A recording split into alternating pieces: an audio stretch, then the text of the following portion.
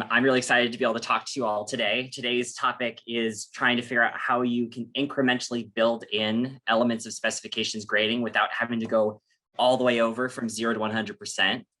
So I'm just going to quickly tell you a little bit about who I am, since many of you probably don't know me. I'm Will Howitz. I recently got my PhD in chemistry from the University of California, Irvine in the fall of 2020. So I'm a very recent graduate, but I have a lot of teaching and pedagogy experience that most graduate students don't actually get while they're graduate students. So while I was a graduate student, I got the opportunity to teach 6 courses as an instructor of record. I got a couple of pedagogical fellowships through UCI's Division of Teaching Excellence and Innovation. And I did chemistry education research with Professor Renee Link and Dr. Kate McNally for over a year on converting Professor Link's organic chemistry laboratory courses from a traditional points-based system into the specifications grading system. I'm currently a faculty member at Georgia Tech, where I'm the organic chemistry laboratory coordinator. My primary responsibility this semester is teaching Synthesis Lab 1, which is about 315 students. My focus in terms of the courses I'm now teaching is trying to build in a lot of inquiry-driven experiments, and I'm trying to build my course currently into a specifications grading format. So you'll get to see a little bit about what I'm doing in this course as part of this presentation. Before I go into content, I do want to quickly thank everybody for what they've accomplished and done with me as a part of this. So of course, Professor Renee Link, Dr. Kate McNally, my wonderful collaborators over the last many years, especially on our chemistry education projects. I, of course, want to thank UCI Chemistry and the Georgia Tech School of Chemistry and Biochemistry, because a couple of the vignettes I'm going to share today, one is from UCI and one is from Georgia Tech. And then T for giving me the opportunity to present to you all today. So my goals for you all, naturally as an educator, is I have learning outcomes for you. So hopefully by the end of this course, you'll be able to do these 3 things. Sorry, presentation, not course. Compare and contrast the challenges and benefits of converting a course fully and partially to a specifications grading format. Identify at least 2 ways that you can incorporate elements of specifications grading into a course, and evaluate which element or elements of specifications grading may be easier to implement in an incremental manner. I'm going to start with this though. So before we jump into content, where we left off from Renee's talk last week was so many conversations were happening in the chat about, well, what about this? Or how do you account for this? Or how can you manage that? And so I want to just ask you up front, what concerns do you have about converting a course that you're currently teaching into a specifications grading system? So if you can go to www.menti.com and enter the code that's here on the screen, it'll give you an opportunity to list 3 different concerns you have. It's okay if you don't have 3, but go ahead and throw some things in there. They can either be single words or short phrases. While you're doing that, I will show you what's happening in real time.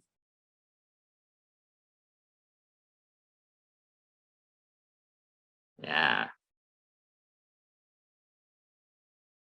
I love a lot of what's coming through here.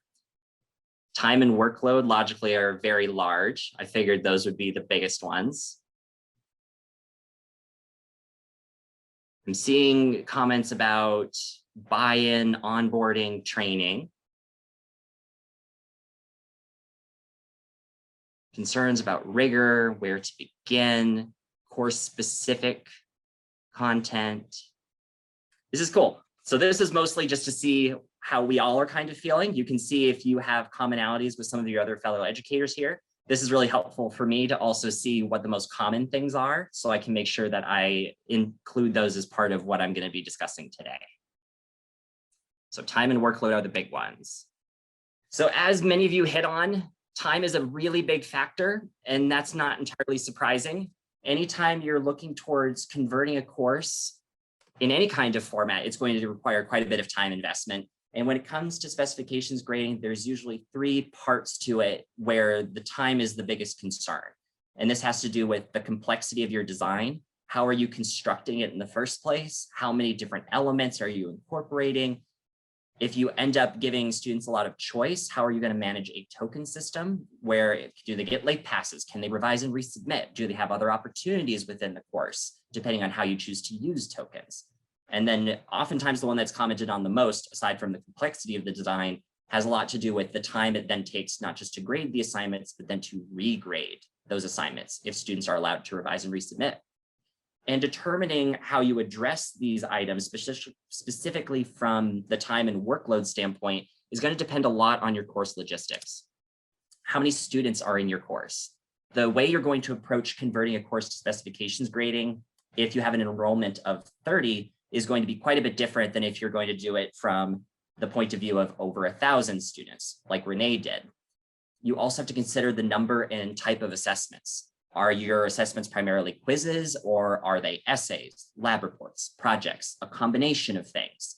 That's going to determine a lot of the work that goes into it, because getting one type of assessment to work under specifications grading format is one thing. But if you have more different types that need to be accounted for, you're building up the amount of work, logically speaking. And finally, the type of course that you're trying to convert: lecture versus lab versus writing. Also, lower division versus upper division. If you're in a lower division course, there's usually more prescribed content you have to cover, and you have to make sure you cover it because later courses in the curriculum or in the major series depend on that course. Whereas if it's an upper division course and it's more of an elective or a special topic, you may have a lot more freedom in terms of how you want to design it. So these are all important things to consider. And naturally, this can feel overwhelming. And it's one of the big challenges that many people have voiced, especially all of you here, in terms of converting to specifications grading. Time commitment is the big time thing. I also saw in that word cloud, a lot of you mentioned comments related to student buy-in. Anytime you introduce students to something new, there's always going to be anxiety and reluctance because they don't understand it yet. And so it's going to take quite a bit of time and effort to get students to not only see what the system looks like, they have to understand why the system is in place and how they can use it. And finally, this will depend potentially on your institution, but acceptance by your colleagues and or the department. Sometimes we as educators and practitioners have a lot of leeway in what we can do and how we do it. And sometimes we have to get approval to do some of those things. And so if you're in a situation where you might need approval for it, it's really important to think about what kind of design you want to implement and make sure you have your reasons for why you're doing it the way you're doing it, and hopefully have the literature evidence to back up that this has a lot of potential benefits for your students. Now, that might be quite a bit of challenges and that's daunting, but I do want to remind you that there's a reason why this is worth considering, and it has to do with all these benefits. And so I'm going to cover that very briefly, kind of going off of what Renee had introduced last week. So things like the transparency in grading. Students know that they have to complete so many assignments at such and such thresholds to earn certain letter grades. There's no ambiguity because you're not doing anything on a curve. And it's a little bit easier in some ways than doing weighting, because sometimes students don't always have the statistical know-how to figure out what their current grade is at any given time. It also gives students a lot more control over their learning. What do they need to do to get a certain grade is really important, because some students might be aiming for the A, but some students are just looking to pass. Chemistry, for example, may not be their forte, but if you're a bio major, you have to take chemistry anyway. So if you're going to focus mostly on the bio content, you just need to get through the chemistry. Maybe all you want or need is a C. And finally, it's shifting that focus from points to learning. We're getting away from that transactional consumer-based mentality that sometimes students have of, I paid to be here, I put in this effort, I should get this grade, even if the quality of work isn't quite there. And they don't connect to the understanding is what should be reflected in their grade. So if we want to get some of the benefits, but we don't want to deal with quite as many of the challenges, you can do an incremental conversion, a partial conversion to specifications grading. And there are some benefits to that. First and foremost, logically, is it takes way less time. You're not trying to do all the things all at once. The other couple benefits here is a less dramatic change means it's not as hard to get buy-in from students. You're changing one facet. They don't have to learn how the whole system works together in its interconnected way. So if you can find that isolated piece and help students understand it and why it's helpful, it's going to be less difficult for you to get everybody on board and for students to potentially see why it's beneficial to them. And this last time is really important from a design element. If you do a partial conversion, you have the opportunity to try out the different elements of specifications grading in isolation to see how they operate independently of each other. If you try to focus on just one piece, you might have a better understanding of how it operates and how to refine it before you build in the next piece. And so by the time you get to that next piece, it's going to mesh together a little bit more smoothly, a little bit more efficiently. Naturally, there are still challenges involved, and they're a little bit lighter, of course, because you're doing a partial and not a full conversion. These first two items, the mixture grading systems may confuse students. Different ways of grading assignments may confuse TAs. You have to make sure that you're clear in how things need to be submitted and what the quality expected is, and make sure that your TAs understand it as well, if you're in a course that has teaching assistants. If you can get everybody on the same page, you're in a pretty good spot. If not, you'll probably realize very quickly. And the good news is this is a little bit easier to correct than if you're trying to do a whole full system conversion, because it's a smaller piece you need to get everyone to understand. The other caveat that's really critical to consider here is that some elements of specifications grading work a lot better together. They're more dependent on each other than they would be in isolation. And so two of the vignettes I'm going to share with you today are a case where I tried an element in isolation and it worked really well. And then I'm going to share one where I tried to do it in isolation and realized that wasn't really going to work well and I needed to backtrack.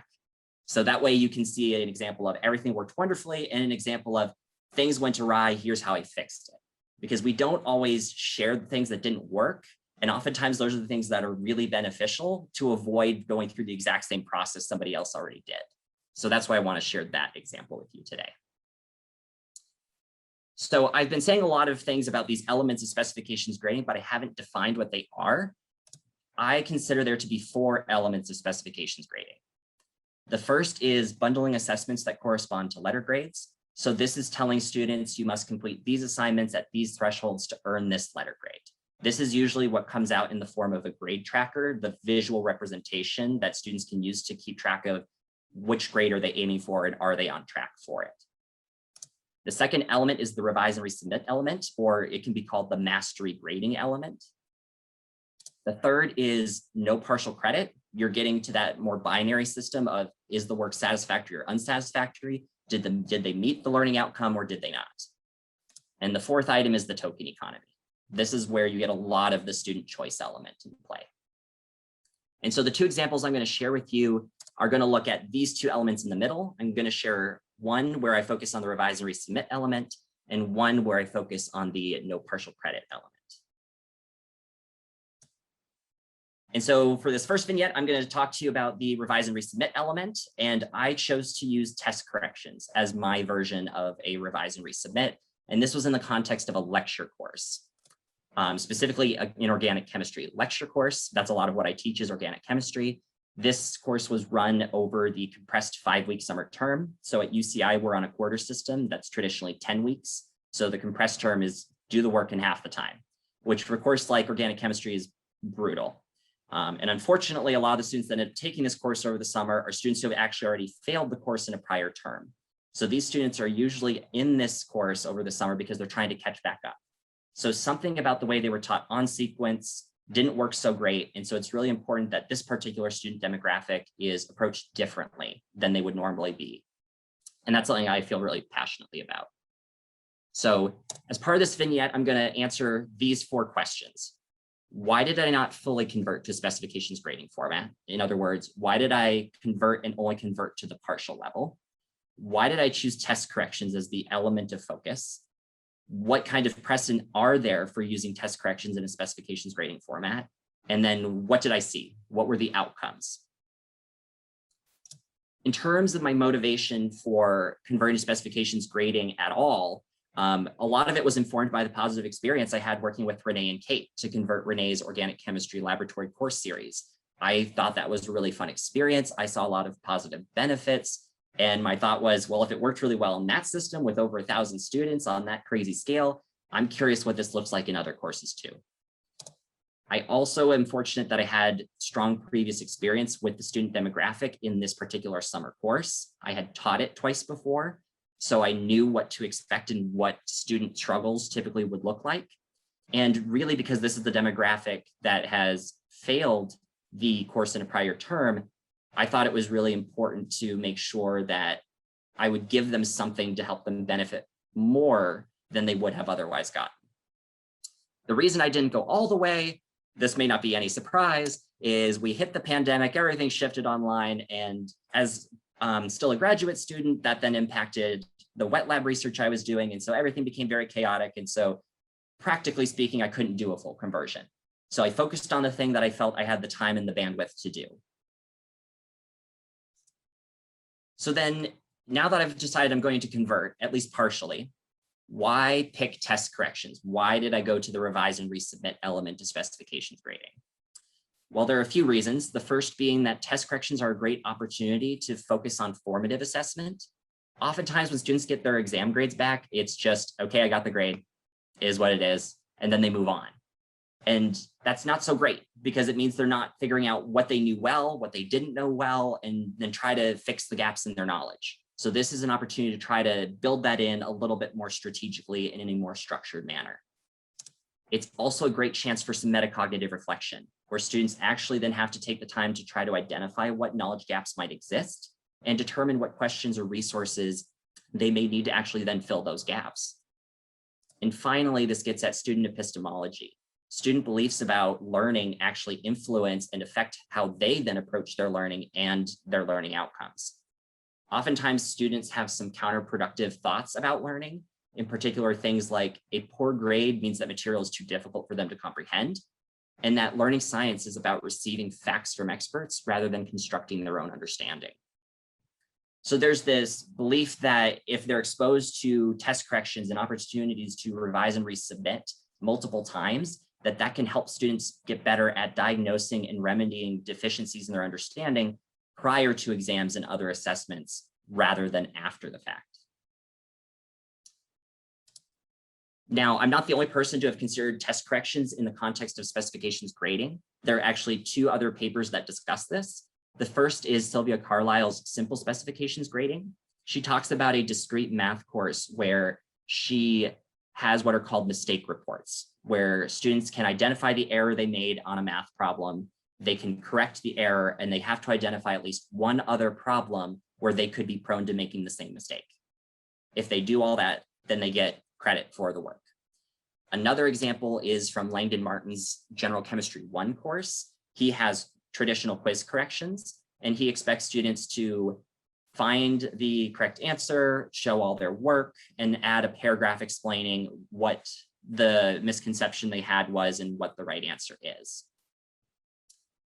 The caveat to these approaches, in my opinion, is, and this is actually encompassed well by a quote from Martin's paper, which is, students seem to approach the corrections without a focus on getting a deeper understanding or deeper learning. And to me, I interpret that as students view them as this means to an end. They're doing them just to do them and then move on, not because they're really trying to understand the mistakes they made and correct them in detail. And so then the problem is it becomes a case of you offered something that takes a lot of time to grade. And if you're not seeing students meet the learning outcomes or getting the benefits, then something's not quite right. And so when I approached test corrections, I wanted to make sure that they didn't become this means to an end, that students maybe didn't take as seriously, or that they perceived we're just a like, this is busy work, and then move on. So this is what I did. I decided that I'd apply test corrections to the first two midterms. Can't do it with the final exam because too short of a turnaround between that exam and when final grades are due, but at least the first two midterms. And I followed Langdon Martin's general scheme of these questions, these test corrections, you have to analyze and describe why the answer the student provided was incorrect. In other words, they have to identify their misconception. They also have to identify the correct answer because I don't give them the answer key. I want them to figure it out. And then they have to explain why that answer is correct. It's not enough to just find the answer because I trust that students are proficient enough at using Google and certain websites that they can get other people to give them the answer. And I need to make sure that they didn't just get it from somebody, but that they actually understand it. If students do all of this and it's deemed satisfactory, this buys them an opportunity to earn credit. It doesn't guarantee them credit. So what happens is if they're approved, they get to retake a similar question. It's not the same question, but it's in the same general category. And if they do better on that question, they get some credit. If they perform worse on that question than they did on the original question on the midterm, there's no penalty. And the reason I don't have any kind of a penalty is I don't want to do something that ends up assessing how risk averse students are. I want everyone to just have the chance. And if it works out, it's great. If it doesn't, it doesn't. That being said, if students do perform better, I don't give them full credit. I give them the average of their original score and the score on the retake.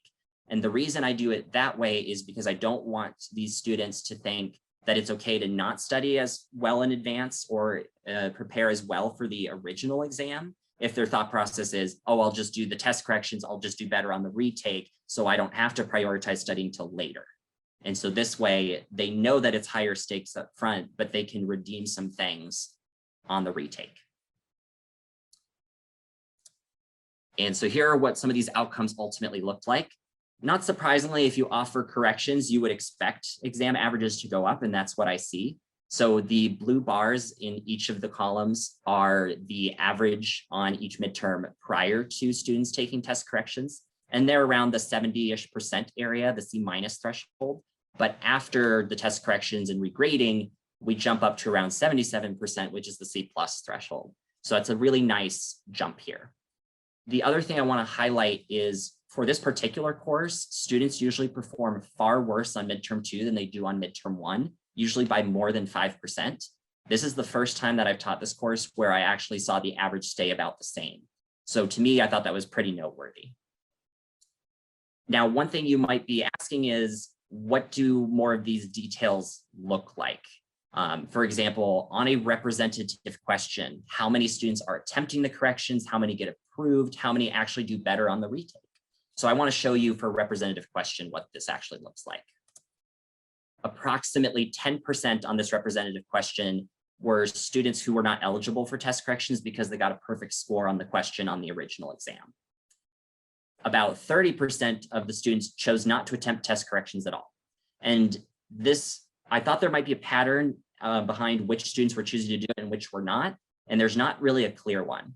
Some of them didn't attempt, I suspect, because they had a near perfect score, and so the gain they can get from doing test corrections isn't maybe large enough for them to consider it worth their time. There were definitely some people who I knew had a lot of other courses they were trying to take simultaneously, or who had other financial and family responsibilities outside of academics, and so that probably at times required more of their time and attention. Of the students that attempted, almost all of them were approved. About 5% were not deemed satisfactory, and therefore those 5% of students couldn't do the retake question.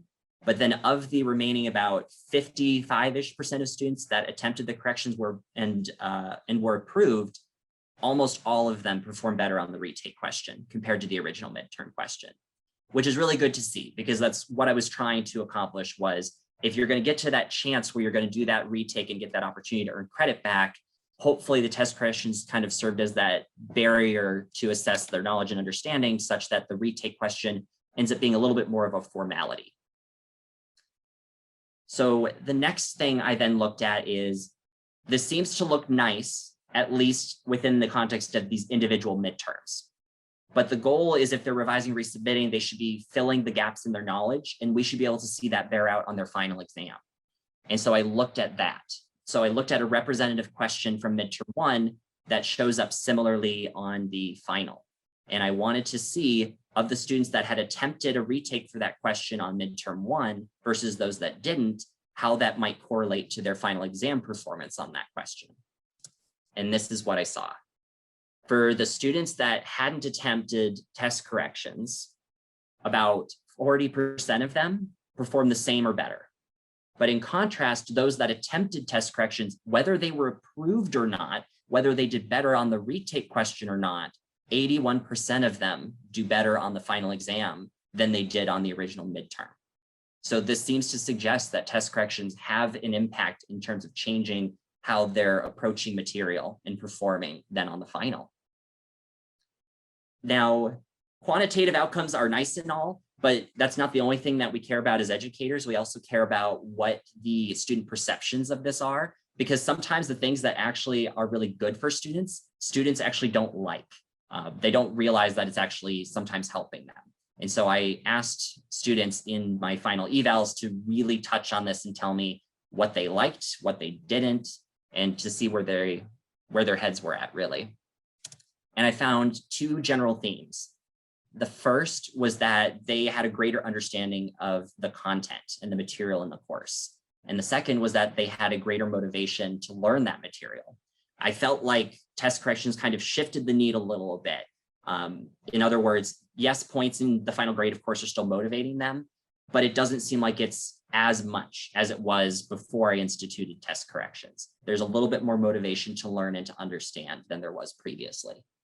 And I have a couple of representative quotes for you. The first one is, I could really feel that he was prioritizing education over just grade point. This eventually got more out of me, being more enthusiastic about learning the material. And then the second quote, I also really liked how he chose to do retakes for points rather than set a curve for the exams. This at first seemed scary, but it encouraged me to learn the material again rather than just pass by it just to get it wrong later on the final. And so these kinds of quotes are really encouraging because they're getting what I wanted them to get. They are figuring out that it's meant to focus on learning over time. It's not about saying, well, you couldn't do it right away on midterm one, so too bad. And it's that growth mindset element that's so important to get built in, especially for this particular demographic where they already had a challenge and they're very much capable of doing it. They just needed a different approach. And even in the second quote, I really like that there's this comment that gets at buy-in where this student acknowledges that they had anxiety and they were concerned about a new approach to grading, but they understood that it was ultimately for their benefit and it had a positive impact on them. So if you get the buy-in to click, this is the kind of commentary you can get out. If it doesn't click, then the commentary is very different. But this was a case where it was quite positive. So that's the end of my first vignette. So I'm just going to take a quick look in the chat just to see where you're at. Yeah, test corrections is one of those more lower barrier items that some of you, I appreciate, Laura, you even mentioned this, that it's like you've used it before or you've seen other people use it before. And it is very much a stepping stone to move towards specifications grading. Yeah, my standards for approving work typically have to indicate that they are understanding what the misconception was first and foremost. Most of the times students were not approved for retakes were because they hadn't identified their misconception properly, or they identified one part of the problem, but not the whole problem. So I focused more on that. I focused more on the gap in the knowledge piece because that was going to tell me if they had done sufficient reflection as opposed to how well they could find a resource online that told them what the answer was and why. It was harder to differentiate the explanation behind why the answer was correct, depending on what resource they might have used and whether they really understood it or if the resource just helped them articulate it better. Yeah, and I like what you're bringing up, Chris, which is if you offer retakes, who's going to choose them and why? And the biggest reason I didn't require everybody to do them is because I was cautious about making students during a pandemic where they had a lot going on do more if they weren't in a position to be capable of doing more. What I found, I don't have this data on this slide, but what I found is it looks kind of like a rectangle. So it didn't actually end up being, at least in my case, that it was like all the A and B students. It was like a nice little box. It was like an even amount of students from each final grade area ended up doing them. I don't know why that is. I do think a lot of that is more specific to this particular student demographic because it's not the traditional on-sequence course. I do suspect that if I had done this on sequence, that I might be more apt to see the students that were in the A and B range choose to do them than the students that would be at the lower end. The retakes I offered were the following week after the original exam. And so I just said, this is another exam period. You're going to take the questions that you were approved to retake. So they only get to do the questions on that retake exam that they were approved for. But it's their choice. Even if they're approved for a test correction, not all students, even if they were approved, still attempted that question, even though they could on the retake, which was an interesting observation. How do I give feedback in a revise and resubmit application if the students have to figure out what they did wrong? So they have to submit this as an assignment to Canvas, and I had a specific format that they would follow. So it was in a nice template form. So it made it really easy for me to skim through and read quickly. Because if you let students choose any format, you have to figure out how they set it up, which is rough. But in terms of giving feedback, I typically focused on had they identified the misconception. And then if I couldn't articulate it as well in text, I would refer them to the part in the textbook or another resource. Sometimes I would show them things in ChemLibra texts because they do a nice job of explaining things very concisely with a lot of examples. And so I oftentimes tried to refer them to different resources and things so that they would have a little bit more context or information beyond what I was typing out. Because as you can imagine, it can take quite a while to give them a lot of detailed feedback. So you have to be really strategic about how much you give them to lead them in the right direction versus when to pull back. You want to avoid the time. Yeah, the time management thing is a big deal. You want to make sure that, like, so one thing I did in this situation is I gave students a very clear timeline. Here's when your test corrections are due. Here's when the retake is. And that was because I wanted to make sure that they addressed the gaps for midterm 1 content before they took an exam on midterm 2 content. I wanted to make sure that it didn't get dragged out to the end, because there is a tendency for students to just wait until the end or as late as they can before they do something. So if you build in a structure where you force it to come in sooner, you're going to be in a better spot and students will be in a better spot, even if they may not like the tighter time frame. The last question I'll quickly answer is, this class was 135 students. And what I did is, if you got approved for test corrections, everybody took their retake on the same day at the same time. So that way I didn't have to individually accommodate all of them. All right, I'm going to move on to the second vignette, but I'll come back to some of these comments in the chat at the end with the time that I have. Thank you for asking a lot of them. I really appreciate it. So my second vignette is going to focus on a different course where I tried to approach the no partial credit element of specifications grading. And that was done in the context of rubrics for lab reports for a laboratory course. This was an organic chemistry laboratory course here at Georgia Tech.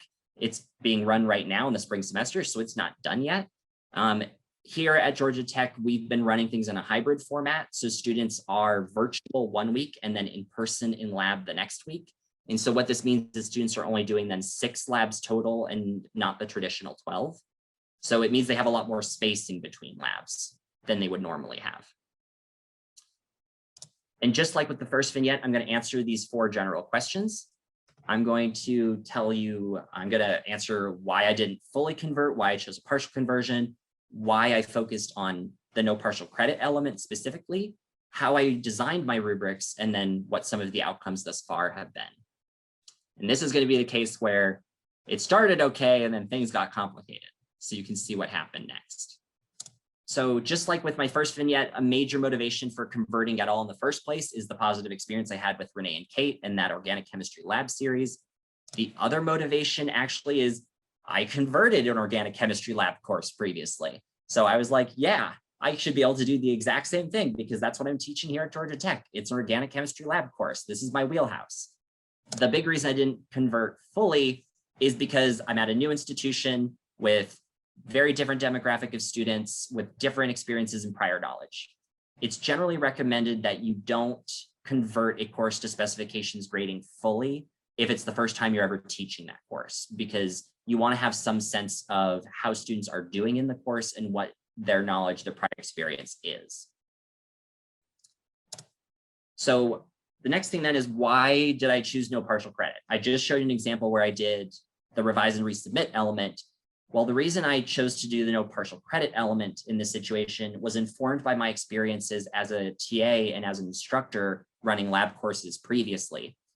With partial credit, there's oftentimes great variation in the ways TAs grade. I've actually found, this is a separate study that I'm currently writing up as a manuscript with Kate and Renee, we have found that TAs generally agree on the quality of student work, and then they disagree on how many points to give it.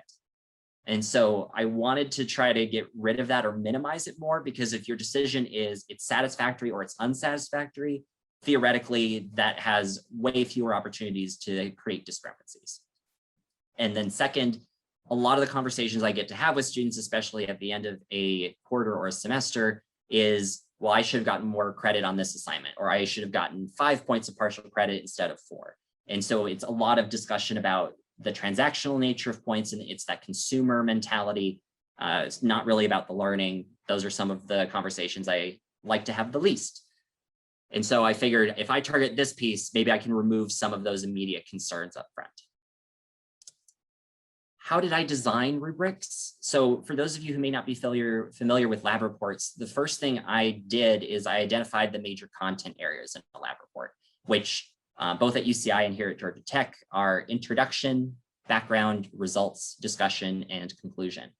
And once I have those content areas defined, I then need to determine what I'm trying to get students to include in those sections for that given report. And each of those items I want them to include then needs to be made its own discrete criterion. If I want them to talk about X, Y, and Z, those are each their own rubric items.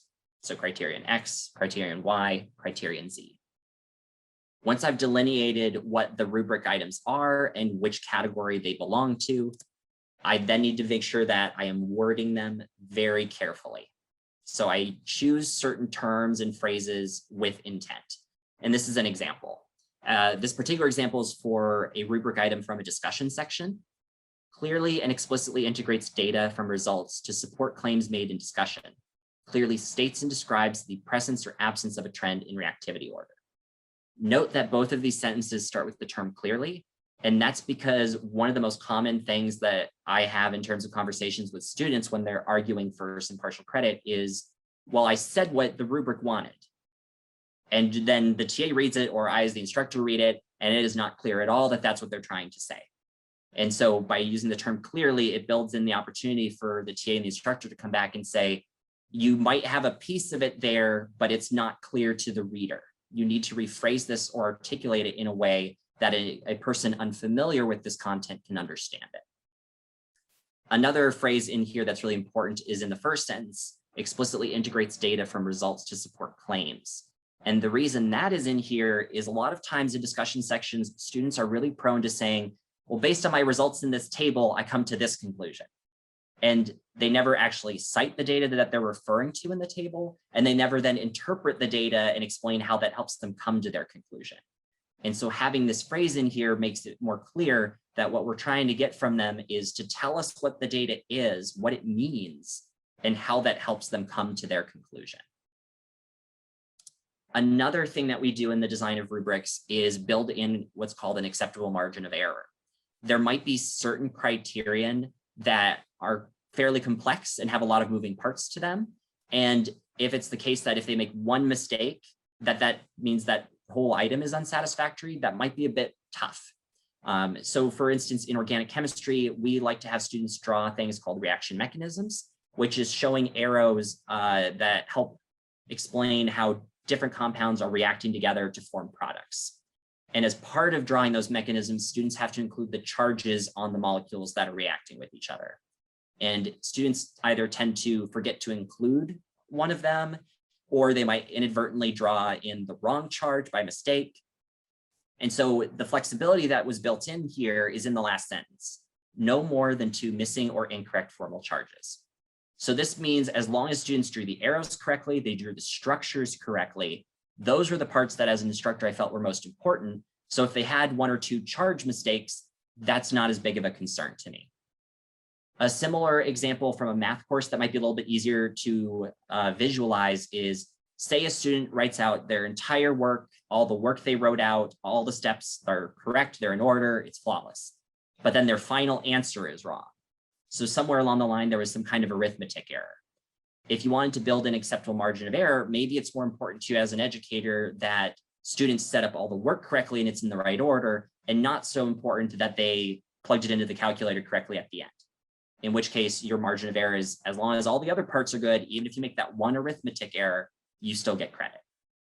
And this is kind of up to individual discretion. How much leniency or flexibility do you feel is appropriate? In terms of outcomes, I did all this work, I built all these partial credit rubrics, I felt very proud of myself. And then things didn't quite go exactly as planned. One thing you have to be really careful about that I hadn't considered well enough in advance is if you're going to get rid of all the partial credit, you're collapsing your points buffer. And so if each criterion is 1 point apiece, and there's only like 10 or 12 criterion per rubric, then students only make 1 or 2 mistakes and they're immediately down to a B. It means that I'm basically telling students to get an A, you have to be essentially perfect, which is not the message I want to send. I want them to be proficient. I don't want them to be perfect. So that was not great. So I then instead was like, okay, I can fix this. I'm going to build in passing thresholds. So if students at least get X number of rubric items, that is an A, as opposed to the raw score, which was better, except that what happens if there are students that don't meet the threshold for a C? What do I do with them? Do I just let it lie there and it's just an F? What happens? Well, I have experience with specs grading. It really bothers me to let that sit there. I want them to learn and grow and improve, especially because there's only 6 labs in this course, so there's not as many opportunities as there normally would be. So I'm going to let them revise and resubmit, which means I've now incorporated a second element of specifications grading when I hadn't intended to. And if I'm going to let them revise and resubmit, and they can do this on multiple reports, how do I keep track of all this? When are people submitting and revising? How do TAs know when they need to grade resubmissions? Well, I'm going to go build in that token system, which is then that other element of specifications grading. So I've now done a fantastic job of trying to do one thing and unintentionally now requiring that I do a lot more things. So this has ultimately worked out fine. Students are responding positively despite my little slip up at the beginning. No one's learning outcomes have been negatively impacted. The major drawback that happened was I had to do way more work than I had intended to do. So that's a me problem. So naturally the semester is still going. So we'll see how everything bears out at the end. But I feel like we got to a place where everything is stable and it is okay. But I wanted to highlight this because if you haven't quite thought of every aspect of what you're incorporating, there is a chance that you might get caught by surprise, kind of like I did in this situation, which in hindsight actually seems very obvious, but in the moment I hadn't thought of it. And so I wanted to make sure you got a similar chance to see where a small mistake could lead to a very dramatic change in how you approach things. Now, I'm not going to try to say that the way I approached it is the way that you had to approach it. There are definitely many solutions you could have had to this problem that would have required less work. This is just the route I happened to take. So at this point, just because we're getting closer to the end of time, I'm going to give my summary, and then with the time we have left, I'll keep answering questions. I got a chance to talk to you all today about these 4 elements of specifications grading in these lovely bubbles at the bottom of your slide here, and show you a couple of vignettes of how you can approach them in isolation and be successful, and at least one example of where it can go a little bit awry. In particular, I want to make sure that it's clear, if you're going to pick a place to start, I strongly encourage the revise resubmit, the mastery grading component first, and or the token economy. Those are the things you can definitely do more discreetly in isolation. They're not nearly as dependent on the other elements. I would be very cautious with the no partial credit element. That one can very easily spill into the other elements. So I don't recommend that as the first thing to try. If you're interested in learning more beyond what I was able to share today in this presentation, and if I don't get a chance to answer all of your questions, but you still want to have other resources, I want to make sure that I can direct you to some of them. One place that's really good to look at next would be Langdon Martin's book chapter. I had alluded to him a little bit earlier in this talk, but he's the only person who has published something talking about a hybrid conversion. He's the one person who says, hey, I didn't go all the way in one swoop. I did this kind of intermediate thing first, and then I did a full conversion. And he took an approach that's different from the approaches that I have shared today. So if you want to get a third example, he has one. The other group I want to highlight is the article by Jason Elsinger and Drew Lewis. They talk a lot about ways to approach reassessment in the context of mathematics courses. And they do a really good job of saying, well, you can do it in this format, that format, this other format. Here are considerations you want to take for controlling them, or what some of the consequences could be if you try things in this way versus another way. So it might inspire you to take some other approaches than what I've already talked about today. So feel free to take a little snapshot of that slide for future reference if that's something you're interested in. I'm going to start back at Mahima's comment. I've previously given exam retakes with a 10% penalty. This discouraged students who already did well from retaking it. What's my opinion on this? I didn't want to penalize in any way because I was trying to avoid discouraging students. I wanted everything to be an opportunity to gain something, even if it wasn't all the credit back. So I avoided framing anything in the context of penalty or detriment. I like what Laura's actually saying later down, where there was like a threshold. So for example, if you had scored 90% or higher on a question, then you couldn't do a correction. I definitely think that's probably a good idea. I definitely had some students who had only lost a single point and still did all the work to correct it, which isn't necessarily a bad thing. I think if they want to do that and take the time and effort, it's good, but you also have to then balance how much time you have, in which case for such a small gain, is it ultimately worth the extra time that goes into it? In terms of ADA accommodations, I was fortunate enough that in the summer course, the lecture periods are 2 hours long, but I still was only giving them 1 hour exams. So I just held the exam during that 2 hour block. So students who weren't associated with the Disability Services Center just did it in the first hour. And if they were, they just had the extra time that extended into the second hour of what that lecture time period was. And so that didn't interfere with any of their other roles or responsibilities, either in other courses or in terms of things outside of academics. But that was a luxury, I will say, of having that particular setup over the summer term. And that might be a little bit more challenging in a regular semester or quarter. I allowed students to do, so I basically, when I did these retakes, it meant I made a whole other version of the exam.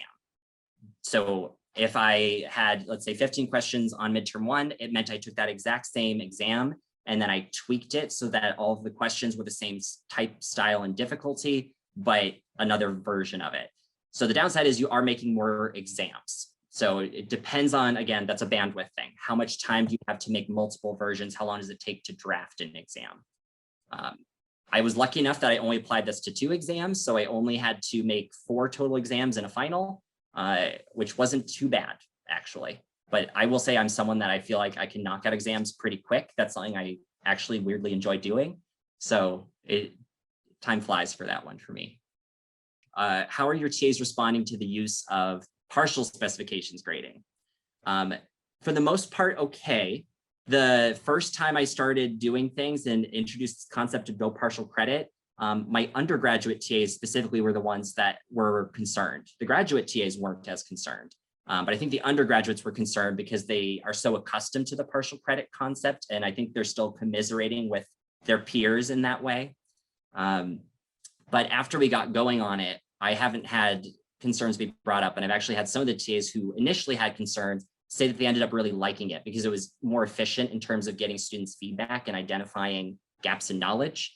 And it also meant that TAs could grade faster, which they appreciate because it felt like it left them more time to then actually help students during office hours and other areas. Hi, I have a question. So what I did in my lab, I asked the student, so the TA was grading the reports based on the rubric that the students also had and was giving them feedback and asking them to fix these things. So my policy for that was, if they fix everything and resubmit it and everything is fine, they get full credit. But if the resubmission again has some errors, they need to resubmit again, and now they will lose 20% of their grade.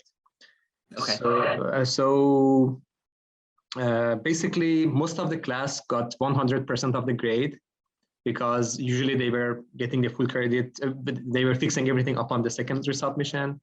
So the average of the class was really high. So do you see any mistakes or errors in my approach?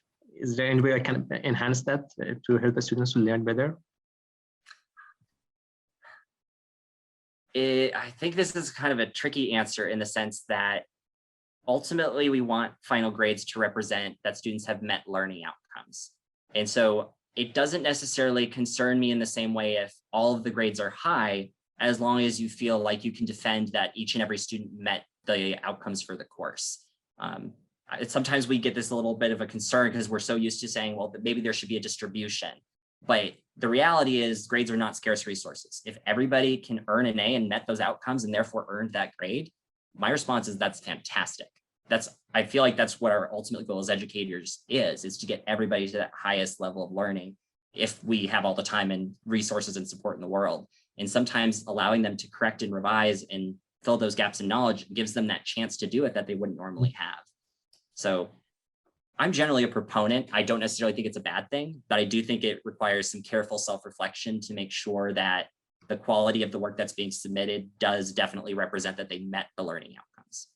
So Will, I have a question about logistics. So let's say you have a 10-question exam and this group of students missed questions 2 and 3, and so they're redoing that, and they're going to retake the exam for that. And the students doing 6, 7, and 8, and they're redoing it for that. And so how do you manage that? Mm-hmm. So the way I handled it is I had set up in Canvas which questions they got approved to retake. And so when I was grading exams, I was just able to have the exam open in one window and then what they had been approved for in the other window, just to make sure that they were only actually attempting the questions that they were approved for. And I ended up having one of my TAs help me spot check that, so I didn't have to exclusively do that, and I could focus just on grading what was physically there. Okay. And fortunately, the regrading process is not nearly as laborious as, of course, grading the original exam itself, because fortunately, most students are only correcting 2 or 3 questions. Very rarely is it more than that, even if they got more questions wrong, because very rarely do those students get approved for all of those retakes. Usually that's just too many things they got wrong to be able to effectively address all of those gaps in the time frame they have to do the test corrections. Okay. Well, I could also see that using Gradescope might work really well for you. Yes, and that is indeed what I used for the grading. Yeah. The test corrections, I will say the test corrections went into Canvas, but that's because I haven't left feedback in Gradescope before. Part of it is I'm a little bit averse to leaving feedback in different places, because then sometimes students don't know where to look to find it, and then they're more prone to overlooking it. But at least for the grading of exams, I did all of that in Gradescope, which makes it so much more efficient, and it allows me to have multiple people grading at the same time, which was a huge time saver, because then I could say, all right, I'm going to grade all of this question. Wonderful TA, you're going to grade all of that question. And then you can cut the time roughly in half at least. Yeah, and grouping like similar answers as well, or, Yes. just all those pieces.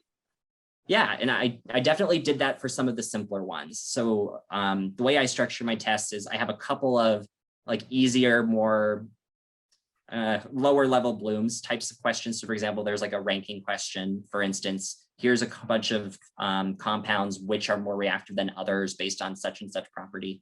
And usually students get most of them right. And if they make a mistake, it's because they flipped 2 of them.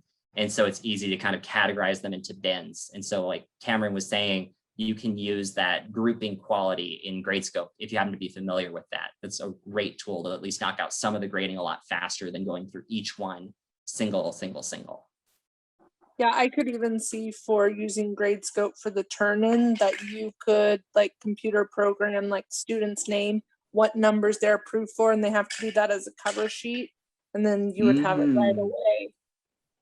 Oh, That would be cool. great idea. Yeah. That's just my laziness coming in. Laziness leads to many great innovations. Anything that saves us time and students time, hey, that's a bonus. So if you're just starting a new course, for example, how do you know where to set the thresholds? Well, I guess my question is, if you are teaching a new course, is it safer to start with a conventional system first? Or, I mean, how much experience do you need before you can start incorporating specification-based grading? I'm going to say this is very much an opinion, but my opinion would be that you teach it once on a more conventional grading system before you convert to specifications grading, because I think it's valuable to kind of see how is it going for you teaching that course? How are students responding to what you're doing? Do they seem to have the prior knowledge and experience that they're performing well on the conventional system? Are the assessments you're drafting lining up appropriately? There's a lot of variables when you're teaching something for the first time, even if you really know the content well, because it's really the student variable that is always tricky.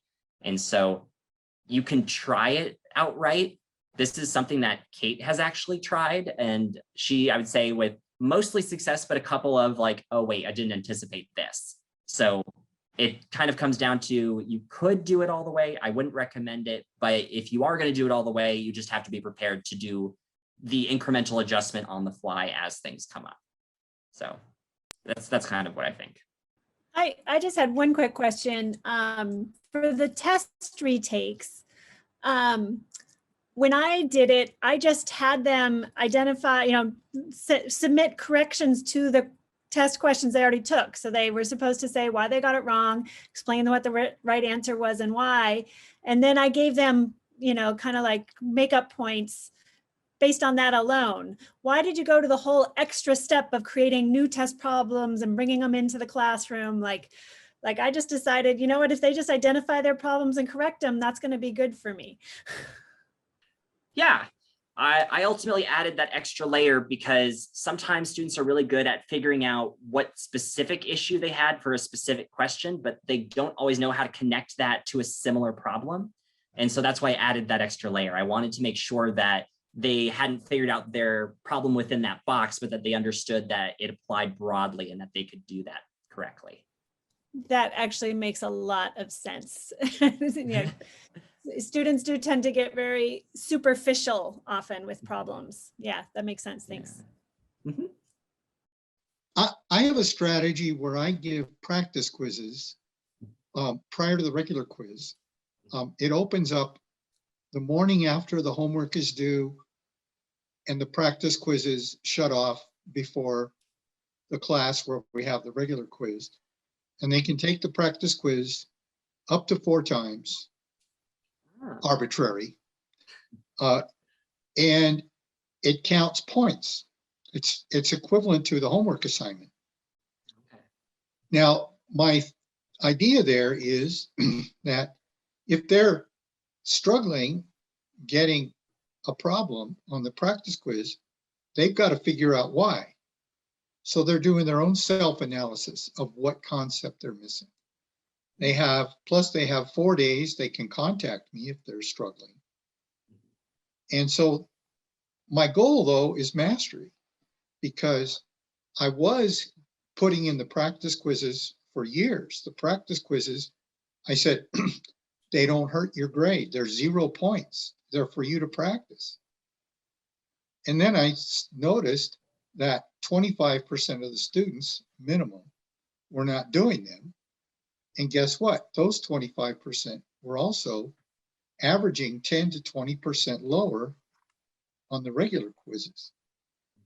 So I made them mandatory and I took the points away from the regular quiz to create the points for the practice quizzes. Last semester was my first semester where I did that. And I would say that it was successful.